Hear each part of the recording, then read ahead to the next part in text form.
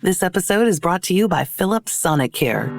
It sure feels good when you get it right. And with the #1 power toothbrush brand recommended by dental professionals, Philips Sonicare makes it easy for you to always get the brushing right. Because their toothbrushes take extra care to make brushing simple, you don't need to have amazing skills. All it takes is 2 minutes, twice per day, like your dentist recommends. Always get it right with Philips Sonicare. Learn more at philips.com/sonicare.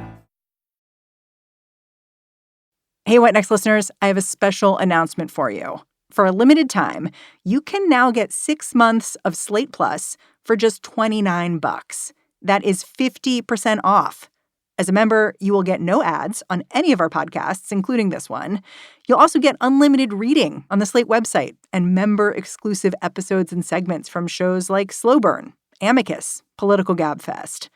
Slate's podcasts, like this one, cover major news events, from elections to social issues to historic court decisions. Our shows also discuss what makes a song a smash, analyze what's going viral, decode cultural mysteries. If we have become part of your listening routine, we ask that you support our work by joining Slate Plus. Sign up for Slate Plus now at slate.com/whatnextplus, and you can access all of Slate's content and support our work. Again, it's just $29 for 6 months through October 28th. So sign up now at slate.com/whatnextplus.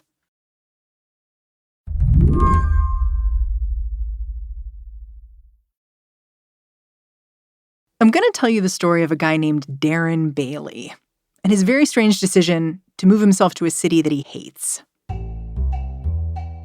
Darren Bailey is running for governor of Illinois.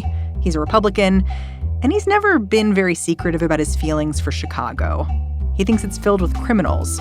His preferred descriptor is actually hellhole. This is not a test. This is a wake-up call.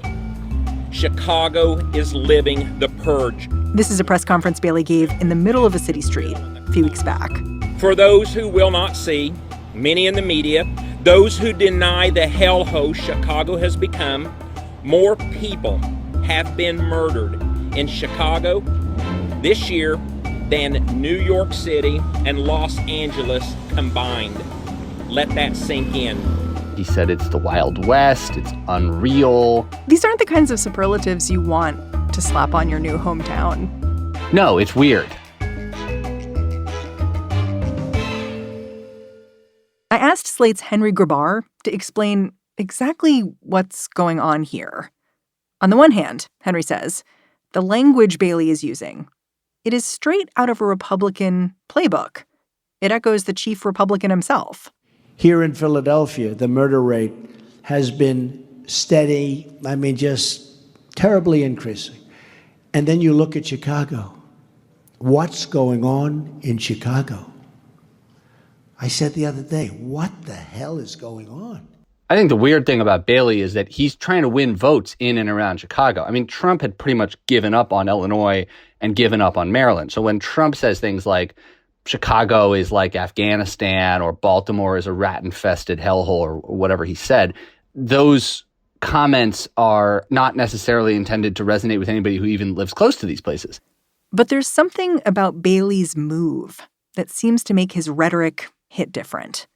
To Henry, the funny thing is that a stunt like Bailey's isn't unheard of. It's just that usually the people moving to a troubled corner of Chicago are there to help. I can think of 2 move to Chicago stunts. One was Martin Luther King Jr., who moved into the west side of Chicago in the mid-1960s in order to sort of agitate for civil rights and also to get a taste of what the civil rights struggle was like in the North. And then Chicago Mayor Jane Byrne moved into the notorious Cabrini Green housing project in the 1980s in a similar way to try and draw attention to the problems in the projects and hopefully get to understand some of them a little better herself. But I think it's pretty clear from his rhetoric, Bailey is not in this to help the residents of Chicago get through this tough period. Yeah, he's there to troll people. This is a guy who, when he was in the Illinois Senate, sponsored a bill to make Chicago its own state. Now he's running to govern the state that Chicago actually is a part of, Illinois. It's just really weird to think about how this factors in. Right. Well, it goes to show the degree to which Republicans Bailey in particular, but I think this is true of a lot of Republicans across the country, have given up on urban areas and voters who live there. This is not the type of rhetoric designed to convince somebody who's worried about gun violence in Chicago that, this is the candidate who's going to fix it. And I think you see that from candidates across the board. And to some extent, it reflects the Republican Party's declining popularity in cities, which have become essentially Democratic monocultures where conservatives no longer compete. Today on the show, what's happening in Chicago reflects something bigger. The way Republicans have been backing away from cities and the people who live there. And it turns out this move is about more than just the words they're using. I'm Mary Harris. You're listening to What Next? Stick around.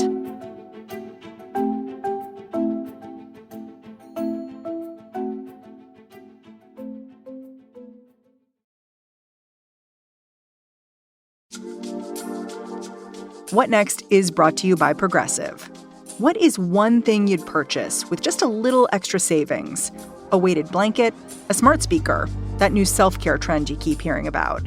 Well, Progressive wants to make sure you are getting what you want by helping you save money on car insurance. Drivers who save by switching to Progressive save over $700 on average, and customers can qualify for an average of 6 discounts when they sign up. Discounts like having multiple vehicles on your policy. Progressive offers outstanding coverage and award-winning claim service. Day or night, they have customer support 24/7, 365 days a year.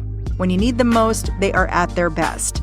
A little off your rate each month goes a long way.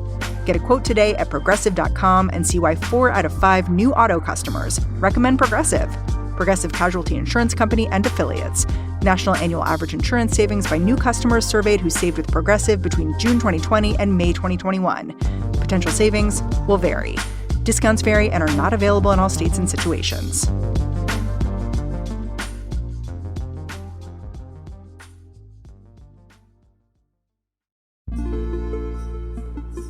This episode is brought to you by TD Ameritrade. Discover the next evolution of you as a trader with Thinkorswim by TD Ameritrade, a complete trading platform designed with innovation that lets you customize interfaces, charts, and orders to your style of trading, and a full suite of innovative tools and services. It just might change how you trade forever. Experience it all at Thinkorswim.com.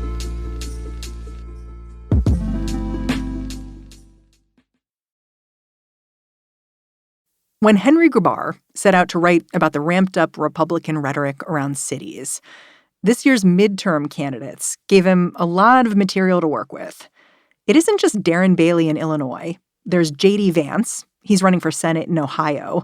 And he's called New York City violent and disgusting, like an episode of The Walking Dead. A Republican in Arizona blamed crime on Black people shooting each other in urban centers. But Henry says this kind of language, it's not just about one political party versus another. Anti-city bias is actually baked into the United States from the founding.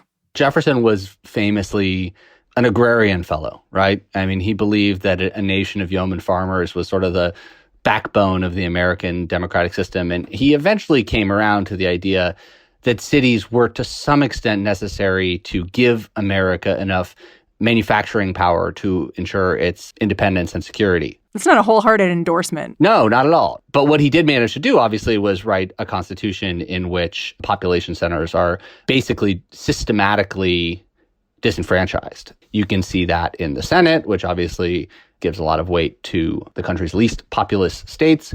And you also see that in the state houses, which tend to be dominated by rural interests, sort of a miniature version of what you see in the U.S. Congress. And then finally, you also see that in the actual writing of the laws, which, cities are not mentioned in the U.S. Constitution. They are creatures of states. They are created by state statute, and they are completely subservient to state governments, which tend to be dominated by rural interests. So to the extent that cities can, for example, enact their own policies on gun control or immigration or anything like that, they do so at the will of the state government. And if the state decides they want to take those privileges away, then they can do that. And Democrats are very likely to be in charge of cities right now, but that wasn't always the case, was it? Like, they were a rural party. To the extent that there was a big anti-urban rhetoric. It was not partisan. It was motivated by distrust of religious minorities, of immigrants, of labor, and a sort of moral righteousness and opposition to the kinds of loose morals that tend to be associated with urban life. That's a real consistent strain that you see. That goes all the way through the 1960s, where cities start to be associated with the counterculture in places like San Francisco. On the Democratic side, is there a rhetorical equivalent to the way Republicans talk about cities? Well, I think that the parties are obviously held to two different standards right now.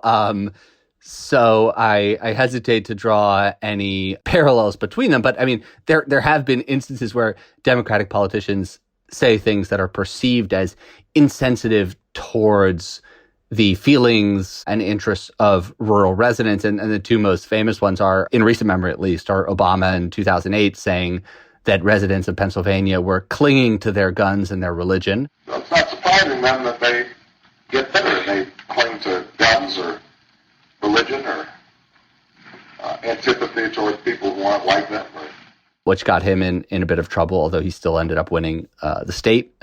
And Hillary Clinton obviously saying that she thought that Donald Trump voters were a basket of deplorables. A basket of deplorables. Right? The racist, sexist, homophobic, xenophobic, Islamophobic, you name it.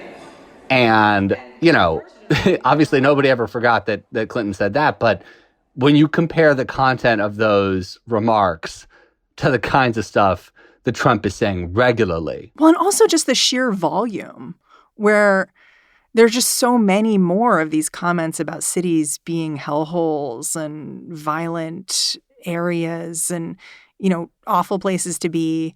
There's a ton of those comments, but these were really outliers when they came from Obama and Clinton. Yeah, they were gaffes. I mean, that would be the political term of art. I guess what stands out about Obama and Clinton making those gaffes is the staying power they had. It just goes to show you how rare it is to hear Democrats make this kind of play, this sort of us versus them political play about voters. I want to talk about the practicality of the anti-urban argument because the U.S. Census says over 80% of the U.S. population lives in urban areas. I imagine that must include suburbs, but around a city. So it just makes me wonder, how a major political party can get away with bashing people for where they live, or at least just, calling out these places and trying to pretend like they're so different from the rest of the country. I can't decide. Are they actually trying to persuade swing voters, or are they just riling up people who have spent the last 2 or 3 years watching videos of people stealing things from CVS? And I think it's more the latter. I think it's more the latter and less the former. And to some extent, that frees them up to say things like this because they just do not care if they don't get any votes in Oakland or New York or Chicago anymore. After the break, when Republican language has real-world consequences.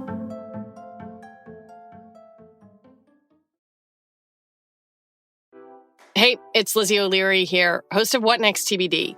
Do you ever wish all your podcasts were ad-free? Well, Slate has a very sweet deal for you. For a limited time, you can get 6 months of Slate Plus for just $29. That's 50% off. With your membership, you get no ads on any of our podcasts, unlimited reading on the Slate site, and member-exclusive episodes and segments on shows like Slow Burn and Political Gabfest. Why don't you guys like the monarchy? What's not to like about it? Constitutional monarchies are the most functional governments in the world. Did you read about how Charles has just gotten incredibly wealthy off of this whole thing and just thought a little bit about how colonialist the entire tradition is? Are you just hand-waving at all of that? Want to hear what your favorite hosts are really thinking? Slate Plus is the only way to access this content. Sign up now at slate.com/podcasts plus. Again, that's $29 for 6 months of your Slate Plus membership. This deal ends after October 28th, so sign up now at slate.com/podcasts plus.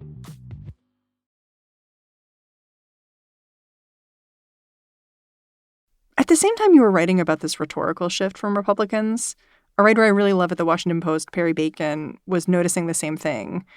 And he wrote about how this rhetoric was more than just words, because as they gain power, Republicans are also strategically undermining Democratic cities. And I want to lay out how that's happening, because it's happening a few different ways, to just sort of unlock why paying attention to this rhetoric is so important.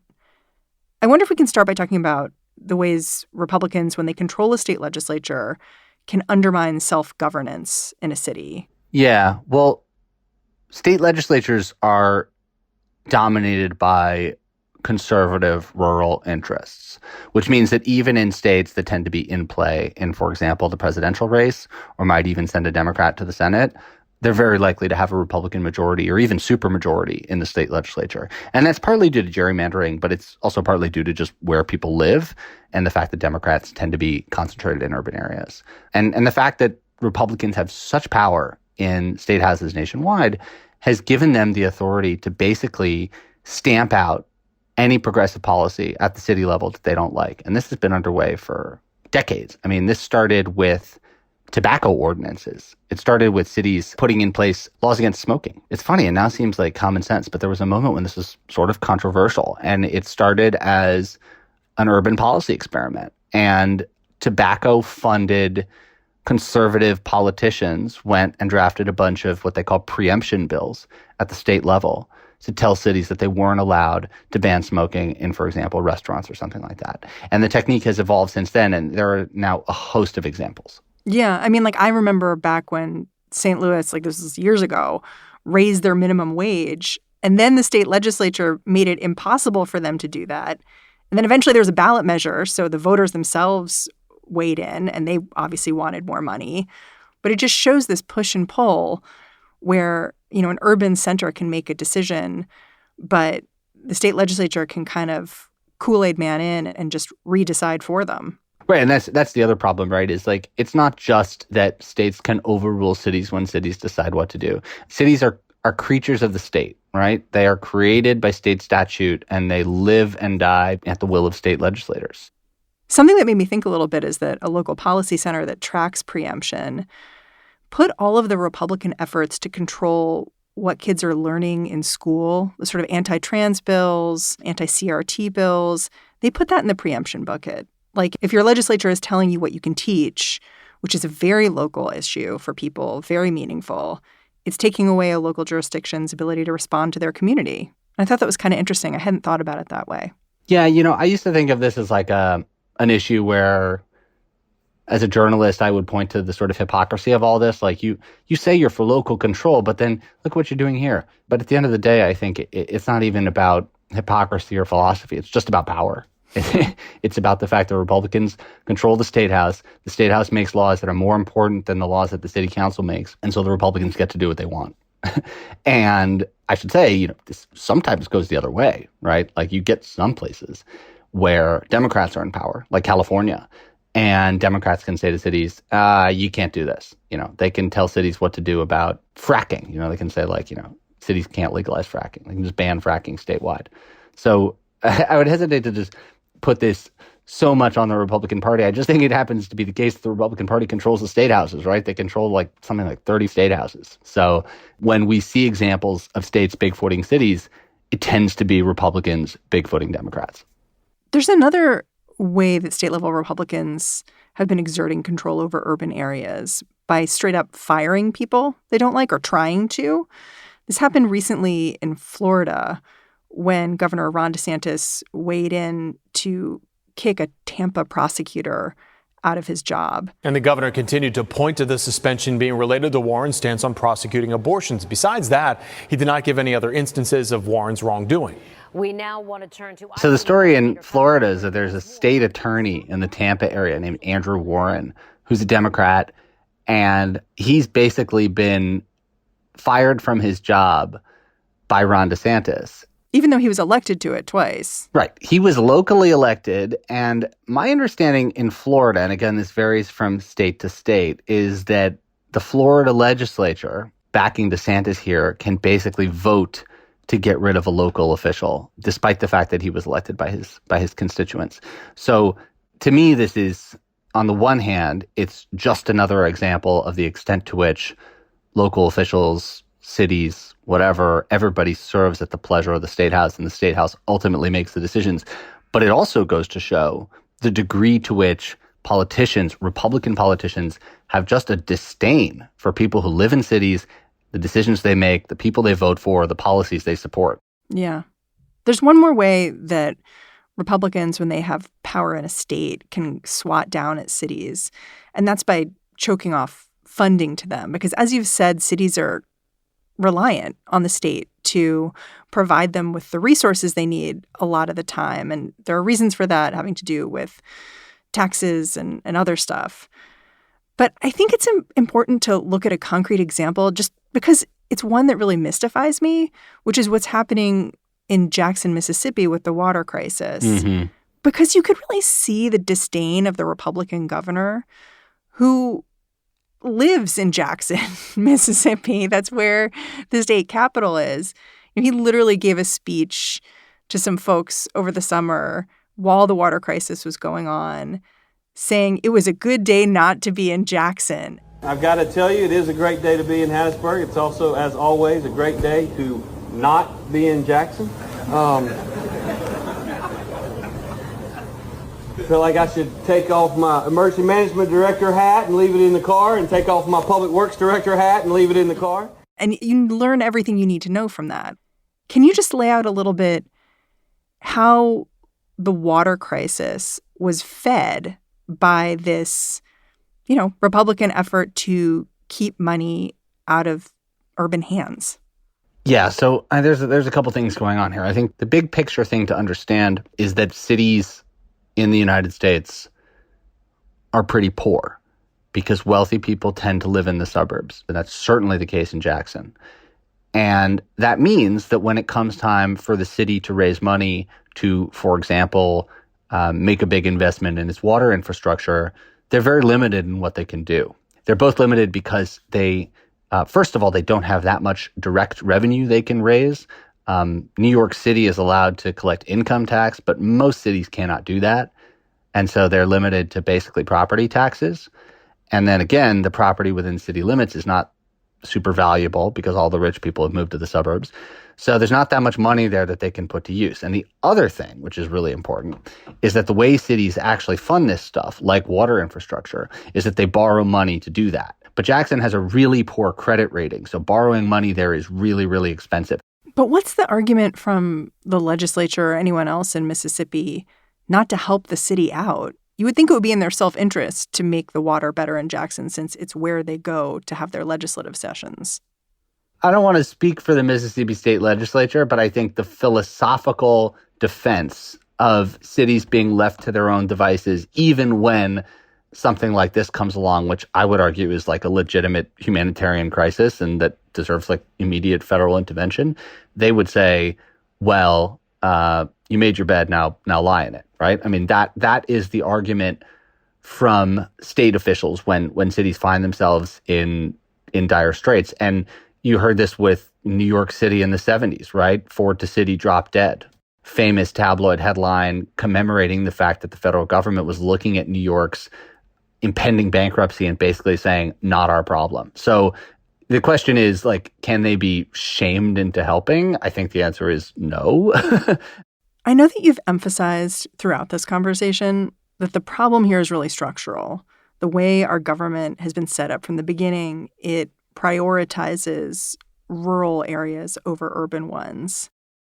So I guess I wonder, the rhetoric you're hearing from Republicans now, especially when it comes to cities, do you think any of that can change without some kind of structural reform to incentivize that change, I guess? I think there's two things happening, right? There is the structural political problem in the United States that the Republican Party has basically realized they can continue to win elections and accumulate power with only the smallest share of voters in urban areas. And that means that in terms of their policy and in terms of their rhetoric, they can basically scorn the people who live there and treat them as if they don't have much importance because politically they don't. So that is problem number one. But the second one, which I think is maybe even more toxic and worrying, is the idea that you just have this whole political class that feels that people who live in cities are not part of their universe, right? They don't feel they represent them. They feel they're on some other team. And so I think to some extent, this is playing off, right, old anti-urban bias built into the Constitution, but it's also playing off something more recent, which is a bunch of Republican voters watching violent videos of people robbing convenience stores on repeat, right? And getting convinced that the cities really are this bad and that the people who live there are so distant from them in terms of their values and the way they live that they just don't matter and they don't care about them. So there's a structural problem, and then there's this other cultural issue, which seems, frankly, like neither of those seem easy to address. No, I agree with you about that. I see things getting worse before they get better.